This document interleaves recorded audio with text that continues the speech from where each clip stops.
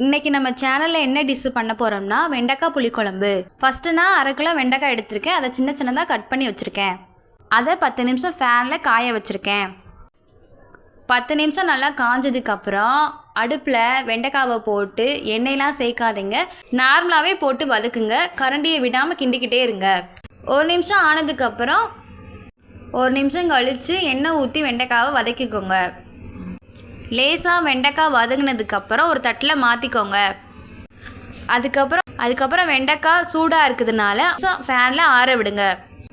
Next அடுப்பை பற்ற வச்சு ஒரு பாத்திரத்தில் 4 ஸ்பூன் எண்ணெய் ஊற்றுங்க. எண்ணெய் சூடானதுக்கப்புறம் கடுகு வெந்தயம் போடுங்க. அடுத்து கடுகும் வெந்தயமும் நல்லா பொரிஞ்சதுக்கப்புறம் ஒரு 10 சின்ன வெங்காயம் எடுத்திருக்கேன். அதை அடுப்பில் போட்டுக்கோங்க. கருவேப்பிலையும் சேர்த்து கொஞ்சம் போட்டுக்கோங்க. லேசாக வதங்கினதுக்கப்புறம் வெண்டைக்காவை அடுப்பில் போட்டுருங்க. வெண்டைக்காவை 1 நிமிஷம் நல்லா வதக்குங்க. அதுக்கப்புறம் 1/2 கிளாஸ் தண்ணி ஊற்றிக்கோங்க. 4 தக்காளி எடுத்து காயில் நல்லா பிசைஞ்சிட்டு அதை அப்படியே அடுப்பில் ஊற்றிடுங்க. நல்லா கொதிக்க வச்சுக்கோங்க.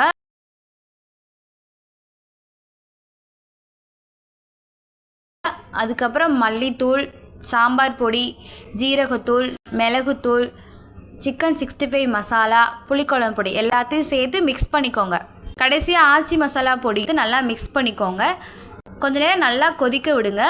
அதுக்கப்புறம் நல்லா கொதித்து வந்ததுக்கப்புறம் புளி கரைச்சி ஊற்றிக்கோங்க. ஒரு 5 நிமிஷம் கழித்து அடுப்பை ஆஃப் பண்ணிக்கோங்க. சுவையான வெண்டைக்காய் குழம்பு ரெடி. இந்த கிருத்திகா சமையல் யூடியூப் சேனலை சப்ஸ்கிரைப் பண்ணி வச்சுக்கோங்க. அப்போ தான் நான் போடுற சிம்பிளான டேஸ்டான ரெசிபியை உங்களால் பார்க்க முடியும். மறக்காமல் சப்ஸ்கிரைப் பண்ணிடுங்க. லைக் பண்ணுங்கள், கமெண்ட் பண்ணுங்கள்.